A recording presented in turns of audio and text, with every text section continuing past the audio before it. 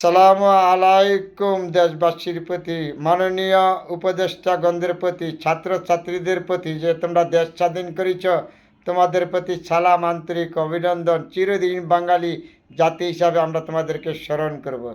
তার সাথে মাননীয় উপদেষ্টাগণ প্রতিটি উপদেষ্টার প্রতি সালাম, আন্তরিক অভিনন্দন।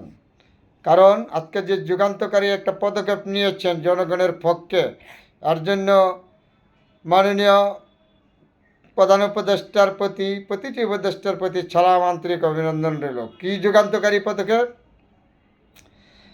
যে 14 সালে রাকিব মার্কার নির্বাচন ছিল, জনগণ ভোট দিতে পারে নাই। 3% ভোট পড়তে পারে, 40% দেখাইছে। রাকিব মার্কার নির্বাচন ছিল। তারপরে 18 সালে নির্বাচন হয়েছে হুদা মার্কার নির্বাচন। কবরের থেকে মৃত্যু মানুষ এসে ভোট দিয়ে গেছে। বিদেশ যারা আছে, বিদেশ থেকে এসে বাংলাদেশে ভোট দিয়ে গেছে।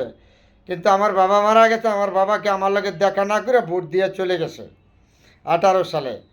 24 সালে ভাই মামাতো ভাই হিসাবে আমরা প্রতিদ্বন্দ্বী নির্বাচন করছে বর্তমান স্বেচ্ছাচার সরকার আওয়ামী লীগ। তারপরে এখন যে জনগণের যে সমস্ত বাংলাদেশ স্থানীয় সরকার ভেঙে দিয়েছেন, জনগণের আশা আশঙ্কা পূর্ণ হয়েছে। এখন যদি আমাদের মনের আশা পূর্ণ হয়, আমরা ভোট দিতে পারবো। আমার ভোট আমি দিব, যাকে খুশি তাকে দিব।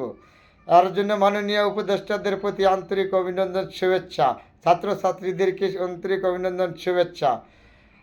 আশা করি, আমরা জানি আপনারা হয়তো ভবিষ্যৎ ছাত্রছাত্রীরা, কিন্তু মাননীয় উপদেষ্টা আপনারা যে জনগণের পক্ষে যে যুগান্তকারী একটা পদক্ষেপ নিচ্ছেন, চিরদিন আপনাদেরকে মনে রাখবে বাঙালি জাতি আপনাদের প্রতি।